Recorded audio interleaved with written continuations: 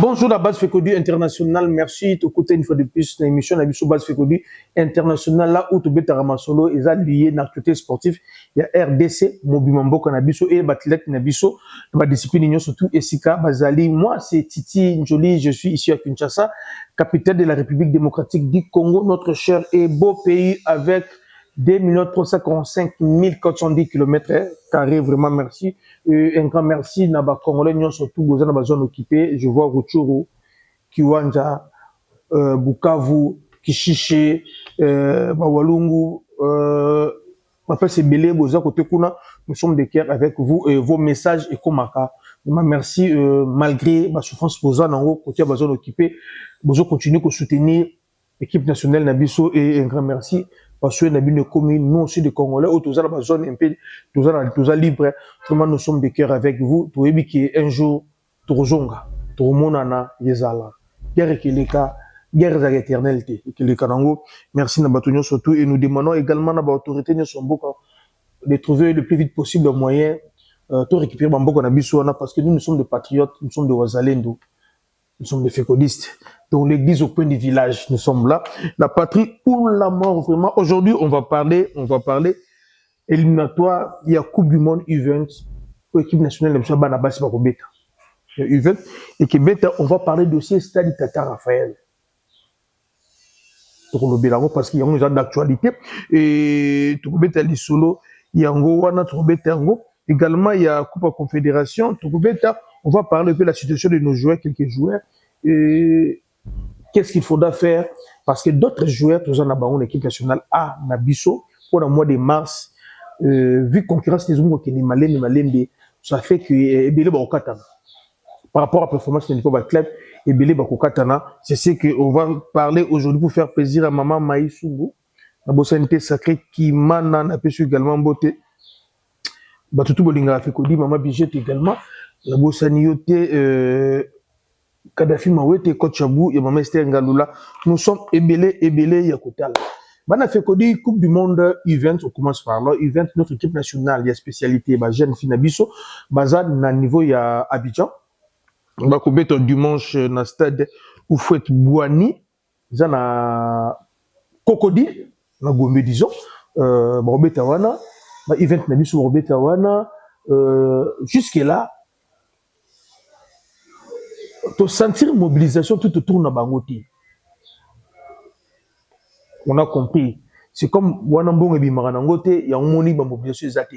Même les structures, on va la revoyager, l'équipe nationale. Nous, les structures X et Y, to sentir mobilisation.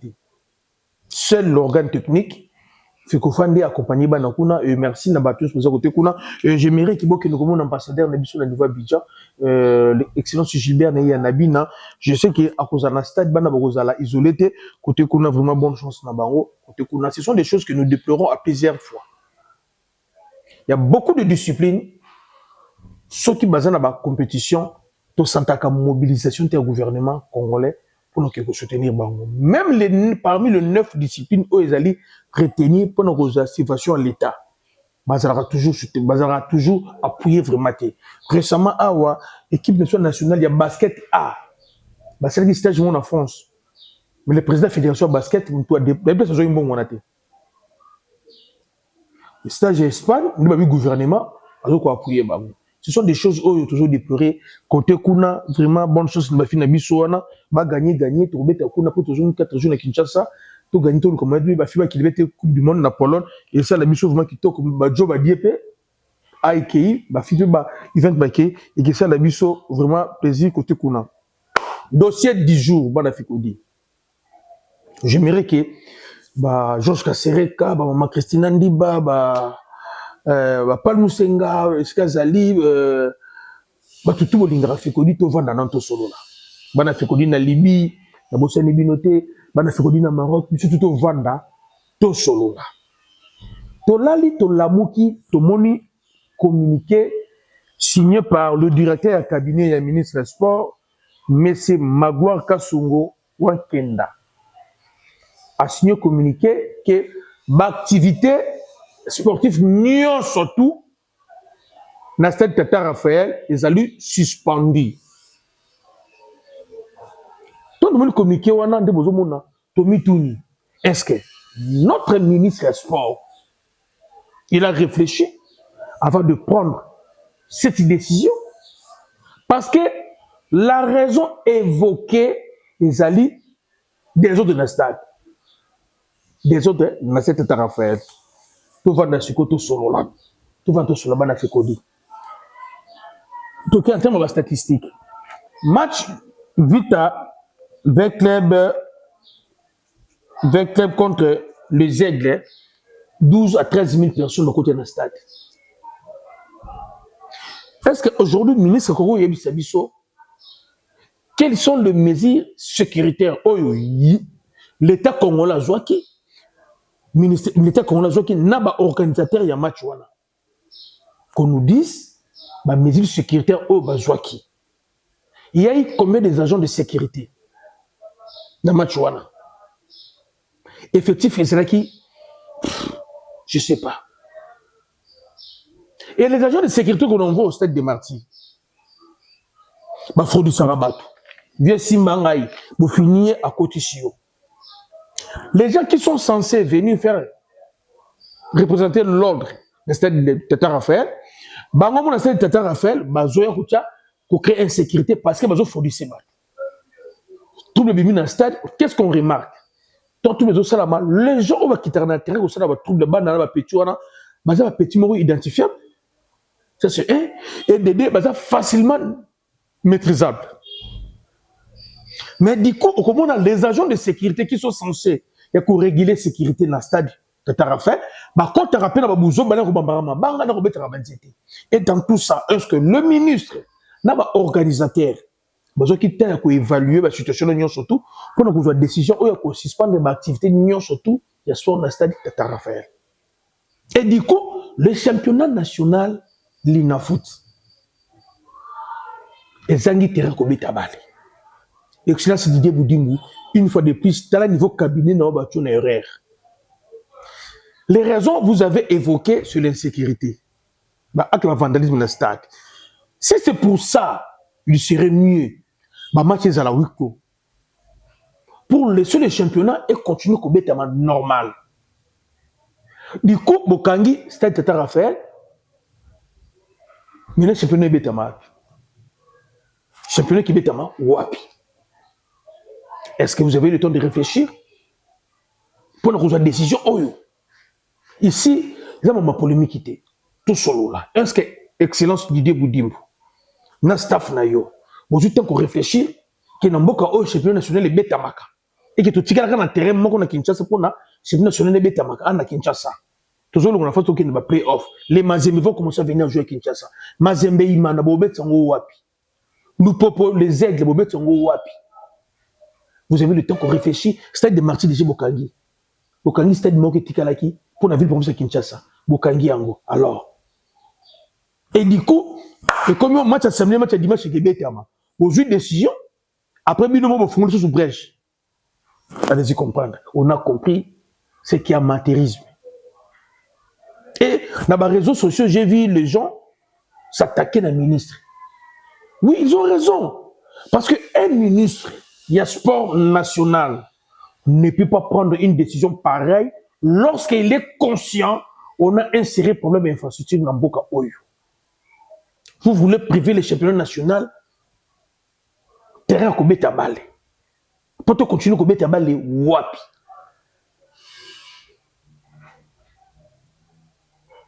Comme ceux qui parlent de Kaka, dans le parc Seigneur A, et qui boit dans le mois de mars, le parc Seigneur A, à Robert a été, il y a un s'inquiéter dans la bibliothèque. Même, moi, tu as volé que la décision au ministre a joué. Excellence de Boudimbo, pour défendre à la terre.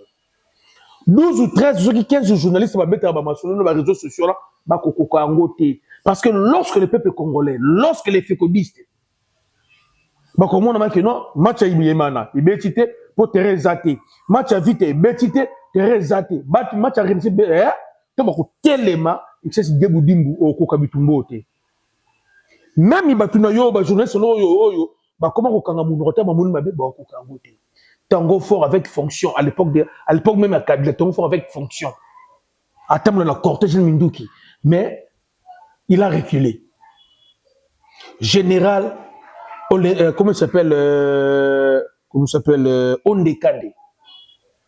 Il a reculé. Le tout-puissant Moïse Katumbi Tchapou, gouverneur, Yakan Katanga, il a reculé devant le peuple, devant les supporters congolais. Ils ont reculé. Si vous excès de Boudimbo, nani a péché makanisi wana. On peut te dire foutu. C'est pour des raisons sécuritaires. Vous devez prendre vos responsabilités.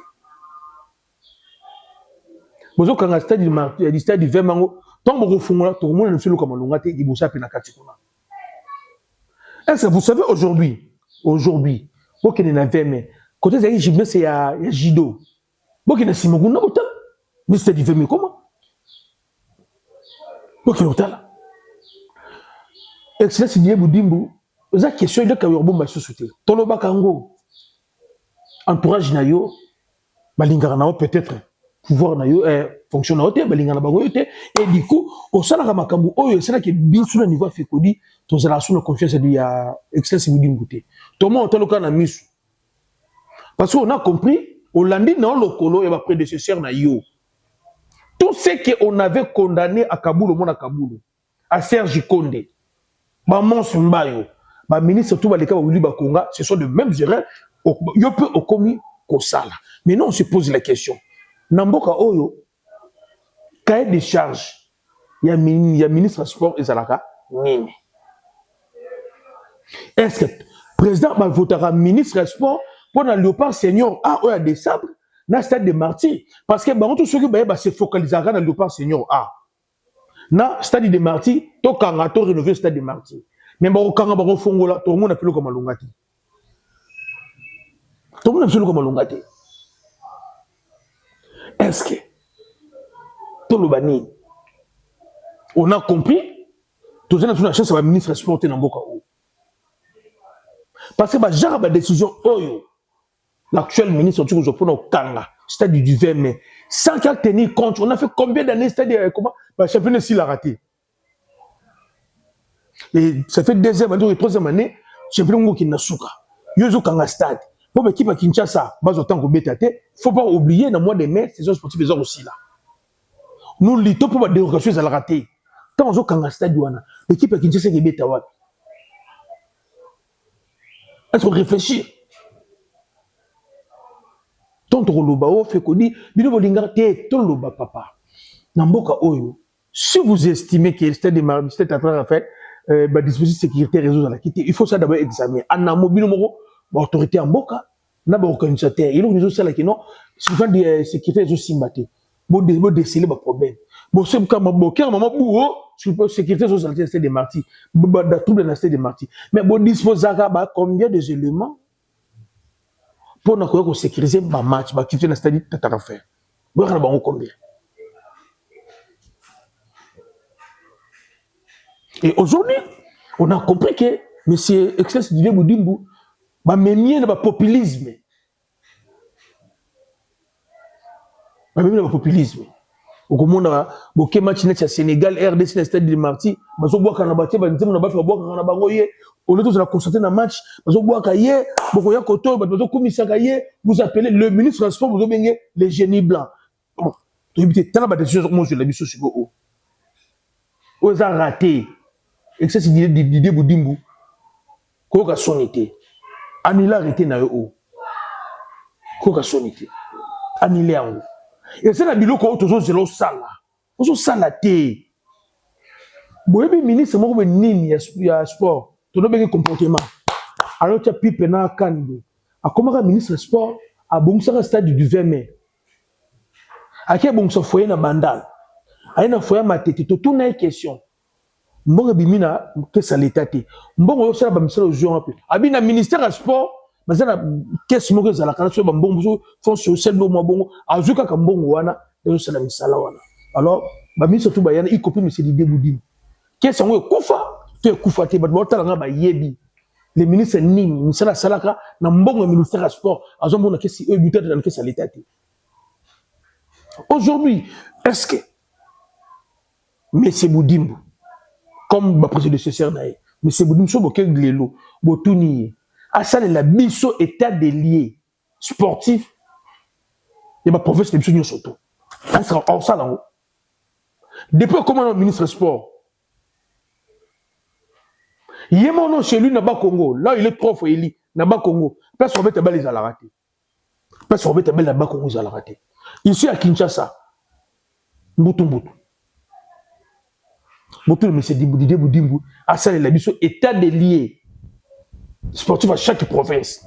Beaucoup de monde qui est exalté. Mbutu Naye. Quelle est la politique sportive nationale au yé à Pilotaka? Exalté. Mais ministre sport. Ma prédécesseur n'a eu même problème. Il n'est pas eu même problème. Mais telle décision que soit à Kikanga, stade Tata Raphaël. Là, c'est au championnat national des Obéta. Vous privez, ville province de Kinshasa, n'a pas sur Obéta championnat, il y a Ligue 1 et Ligue D. Et maintenant, dans tout ça, j'aimerais que M. Omari, après c'est son point de vue naïe. Mais c'est Kabongo, après c'est un point de vue naïe. Par rapport à la fermeture, il y a le stade Tata Raphaël. L'unique endroit où il y a le mettre à Bali, Ligue 1 et Ligue D. Monsieur Omari, après c'est un point de vue naïe. Mais c'est Kabongo, après c'est un point de vue naïe. Oti Singo, après c'est un point de vue naïe.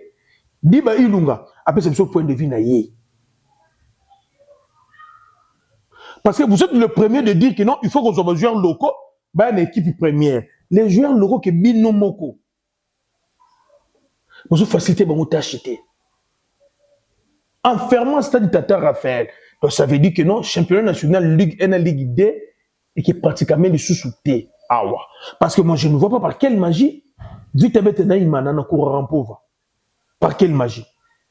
Je ne vois pas les jets de contre-renaissance, pas qu'ils mettent la centre courant pauvre. Je ne vois pas par quelle magie. Surtout lobby, Tolobaka. L'argent gaspillé inutilement dans Barcelone, dans Monaco. Est-ce que nous, les Congolais, on a besoin de ça? Si les Rwandais, ça là, yango, ça va Rwandais.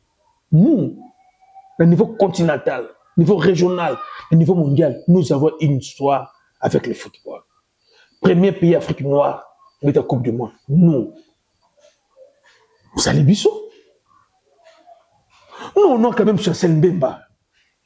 On a Sédek Bakambo. Autrefois, on avait le papa Bouanga, le papa Kibongi, le papa Mayela Yel, le papa Mbungu Tati.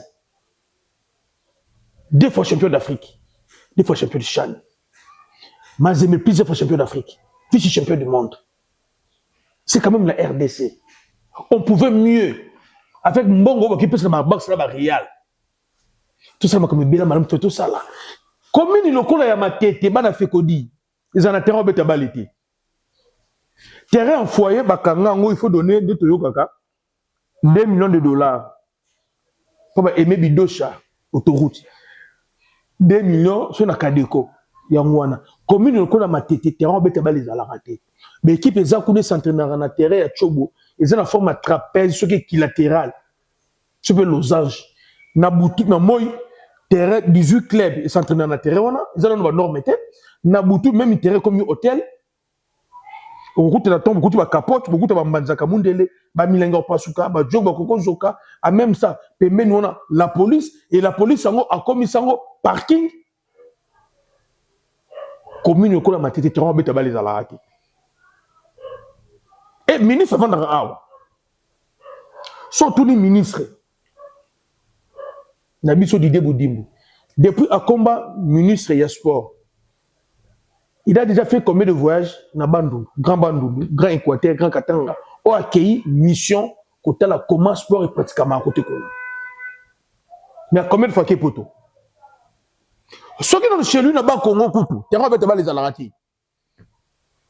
Stade de Lumumba, 16 ans. 16 ans. Stade de Lumumba, même pas 40 000 places, 16 ans. Stade de Silarati. Et le ministre, à l'Obéloroni. Parce qu'il est le ministre national. C'est un état provincial, mais lui, il est le ministre national. Et en plus, c'est chez lui. Allez-y comprendre. Et aujourd'hui, Aujourd'hui, bana fait quoi? Tant aux autres, vous quand tout un problème, tout qui n'a pas fait. Aujourd'hui, on a communiqué que non, les visas pour le Mexique, ils ont géré, le ministère s'occupe. Est-ce que le ministère, il y a sport et comme agence de voyage? Non. Le ministère est supposé agence de voyage. Comment on peut faire aussi la communiquer visa pour le Mexique, l'État aux oranges, pas l'État d'agence de voyage.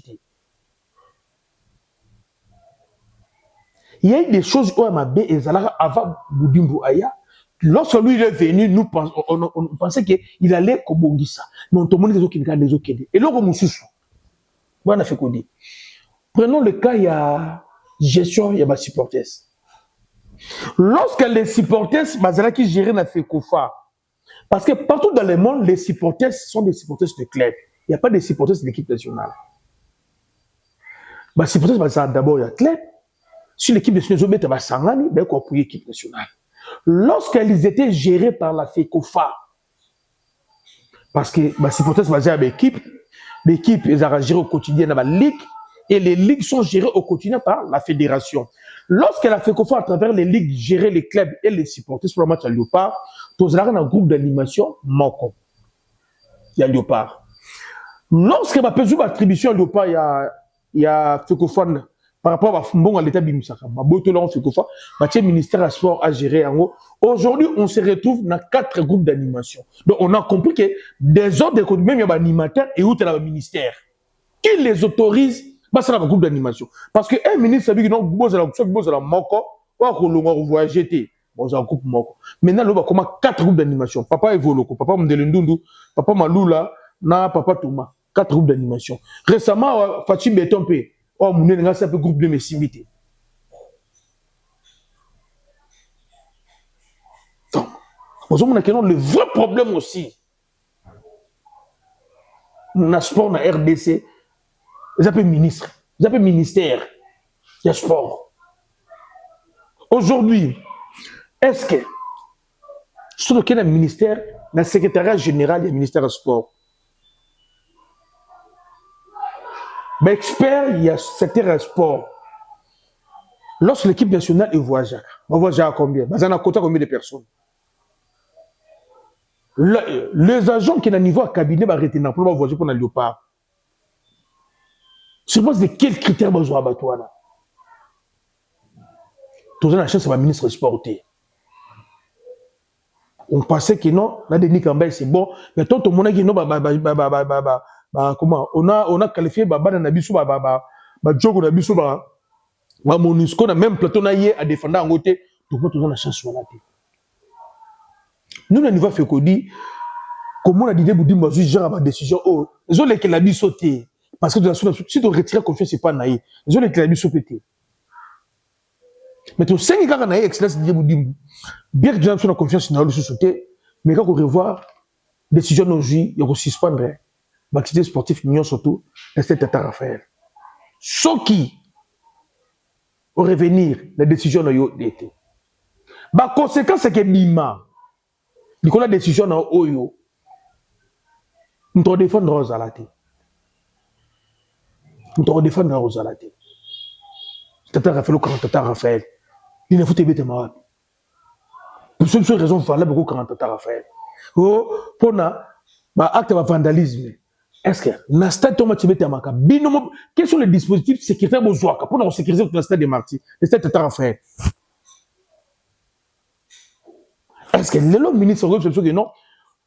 Ensemble, dans solo là, on a des dirigeants, organisateurs, il y a l'INAFOOT. S'il y a un match, tout ça la rabou, tout ça la rabou, tout ça la rabou. Les alignés. Décision aujourd'hui, les ont coup d'épée dans l'eau, et ça, les l'eau roté. Championnat qui est bêta. Pour l'intérêt commun mobile. Donc, on défie, mais tout ça, on a raison. On a raison. Vraiment, excès, vraiment, merci. Na sagesse. Faut continuer la sagesse là. Continuer la sagesse là, on a raison. Au coquille qu'on a c'est-à-dire que Raphaël, tant que quelqu'un on est championnat au bêta. Peut-être que les gens beaucoup c'est la misala partie par partie. Comme c'est championnat national, beaucoup quand on va vestiaire, beaucoup ça les langues va vestiaire, va travailler va vestiaire, pour tirer sur l'air déjà championnat sur les autres détails. Les amis sur mon habit sur mon on va se comprendre. Mais qu'on suspende l'activité sportive dans cette à faire, pendant qu'on privé province mobimba. Pas sur le championnat national, j'ai erreur. Vraiment, merci. Côté Kuna, fallait tout le bakaka, sur le lobby, ma belle Lupopo, ça prête à Robert à lobby, na ma belle sondance, bonne chance dans Lupopo, tout à néo qui n'est côté Kuna, ban a fait qu'on dit depuis un certain temps, on a commencé à remarquer le niveau, il y a Watford, équipe, il y a deuxième division d'Angleterre, il y a une forte présence sur les Congolais. Côté Kuna, ils sont déjà au nombre de 4, et Doka Embe, Jérémy Ngakia, Marc Bola, na Stéphane Founi, déjà 4 Congolais dans Watford. On va voir tout le manager ndem dans un Congolais, tous en ningeni. Mais c'est un club tout dans tout l'année. Pour ban na biso za côté kuna et que ça la biso vraiment kitoko bana fikodi. Aujourd'hui à 15h heure de Kinshasa, Silas Kato va avoir rencontré SND. Et on va parler de ça aussi. Aujourd'hui, après avoir détecté des failles de l'équipe nationale Nabiso, on a compris ça sert à rien. Il y a qu'on retiendra 4 avant-centres, à l'occurrence, Bakambu, Mayele, Kalala, et Bakambu, et Sende, Banzana Kalala. On va retenir 4, et dans 4, on a seul Bakambu n'est pas performant. Et les autres 3 n'ont pas performant. On a songé, vis-à-vis à côté la peau d'un match à mois de mars, on a vu que Afimiko Pouloulou, il continue à marquer. Vraiment. Et sûrement aux analystes. Et on a beaucoup évoqué le cas de Kalumendo. Kalumendo, aux statistiques, nous avons qui toque, on a club à Sikachou Kende, kuna, temps de jeu, nous avons 493 minutes sur 579. Achou Kende. Achou Kende, on est là, Mario Déby, après, c'est pas si décisif, encore, a bêti 6 matchs sur 6. Or, so, les statistiques naïe, Kabassel. So, qui n'est pas SND, Kabassel. Banza, au moins, temps de jeu Nezali, 720 minutes sur 1277. Il a marqué 10 buts, il a joué 10 matchs sur 14. Souvenez-vous, autres en Akan. Donc, Banza, au moins, Zali Kolomé, et Sende Namayele, en termes de performance de ma club. Nous pensons, si, seulement si, ça continue n'engue ben fonction au Kende désolé langai Kalumendo pouvait être avec nous au mois de mars si seulement si ça continue comme ça déjà Kalumendo oyo boza on a déjà tant de jeunes alikolo donc on voit déjà qui vont rater la liste au mois de mars les matchs moko il y a 90 minutes on n'a pas besoin de même contingent on a besoin de peut-être de 23 joueurs on n'aura pas besoin d'ajouter le mille. Ceux qui ne sont pas performants, à commencer par Chancel Mbemba. Jusque-là, la situation de Chancel Mbemba, le football, ils ont m'églisité. Même l'église, ils ont s'embêté depuis Rikitaka. Chancel Mbemba, sa situation, ils ont banque sa bisso. Ils ont banque sa bisso. Fiston Kalala Mayel également, sa situation, ils ont banque sa bisso. Et c'est aussi meilleur profil pour Zanango. Par rapport au système juste au bêta Rezali et CND. Mais on ne voit pas, ils ont ça la biso, pas si côté qu'on a, tous un peu d'inquiétude, moukier pour na Balukusha, qui n'est pas mauvais, mais peut-être c'est un problème, il y a choix. Décision, bah, je vois qu'il y a une équipe qui est wana, c'est une décision vraiment mûrie, parce que Kendene Kuna est bendi Mpépé. Le petit n'est pas mauvais, mais sauf que place à Kende Linde, ça ne répond pas. Place à Kendelinde, ça ne répond pas pour Balukusha. Ça ne répond pas. Et il y a beaucoup d'inquiétudes. Alvaro Mavidi dit, on se pose des questions. Où en sommes-nous avec le dossier Alvaro Mavidi dit, aujourd'hui, on se réveille. On a vu sur Instagram, Alvaro Mavidi dit, commence à suivre les joueurs congolais. Mavidi dit, est-ce que les Assina Salibi sauté. Il a commencé à suivre Berto, Bissaka, Diangana, Chibola, beaucoup de joueurs d'Instagram a comme suivre. Auparavant, ce n'était pas le cas. Le signe de Mavidi, est-ce que Cela n'avait dire quoi? C'est pas une façon de communiquer la population. On va voir ce que ça va donner. Une fois de plus, on va parler Roméo Lavia.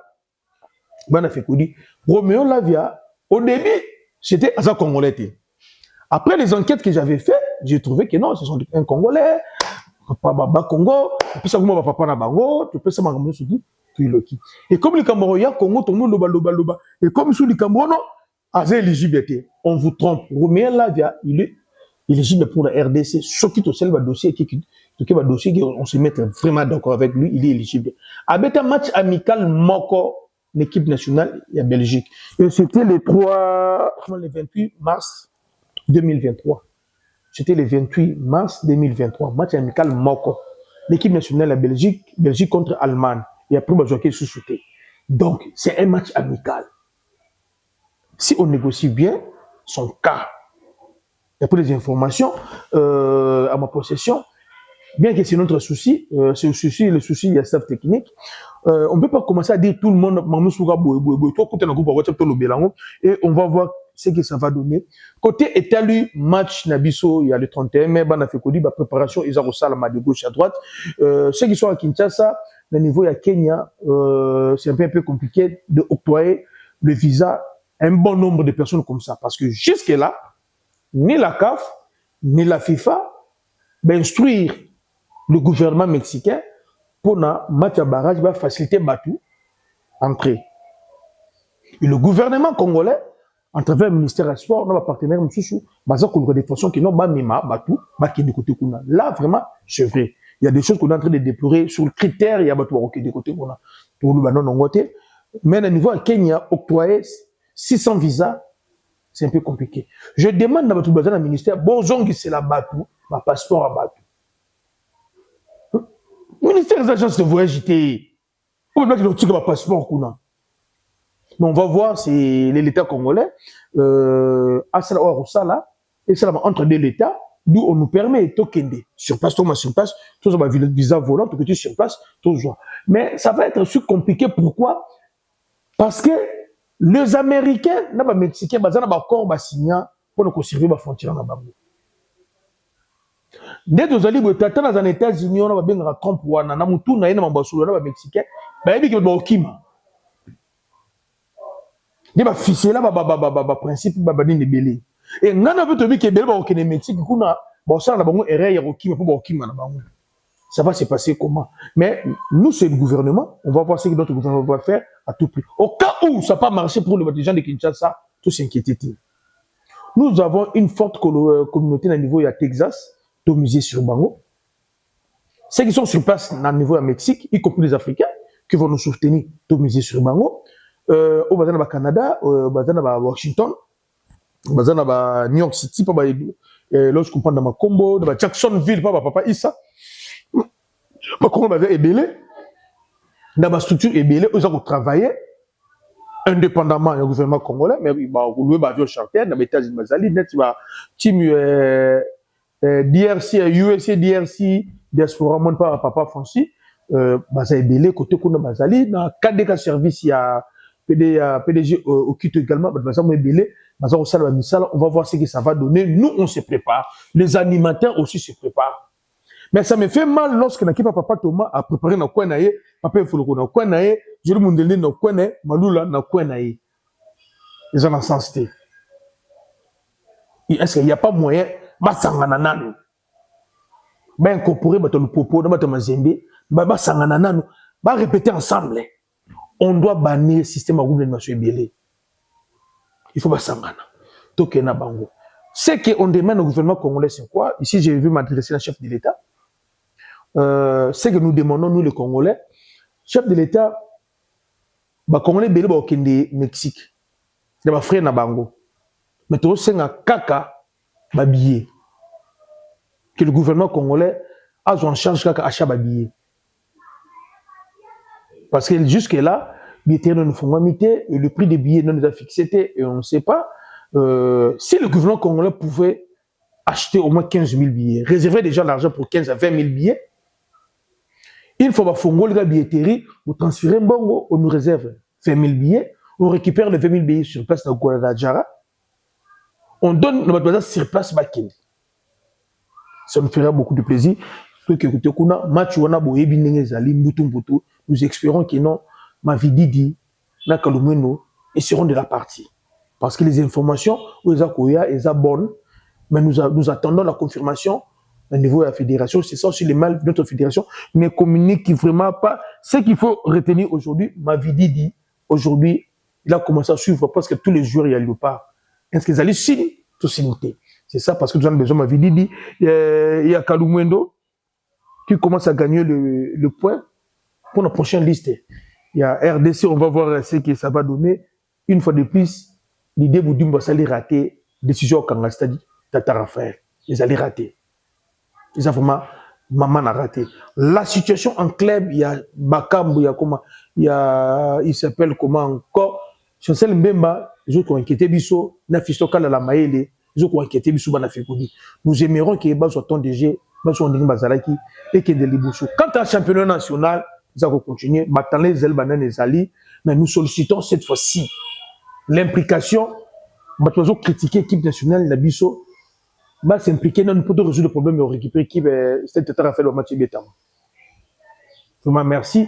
Bonne chance na Maniamayon, bonne chance na Robeta, bonne chance na Bagonyo surtout. Dossier Chimanga, comme dossier les aigles, na Imana, bana Fekodi, niveau za Kendele. Nazaro le Bango le loge d'ailleurs et langa. Tout trouver solution à l'amiable. Tout trouver solution à l'amiable. Les secrétaires, il y a les aigles, c'est un ancien secrétaire, il y a Fekofa. Lorsque les aigles sont entêtés, qu'on se dise quand même la vérité, les aigles de l'équipe, ils m'en ont bon. Sauf que les aigles sont entêtés dans le dossier Wana.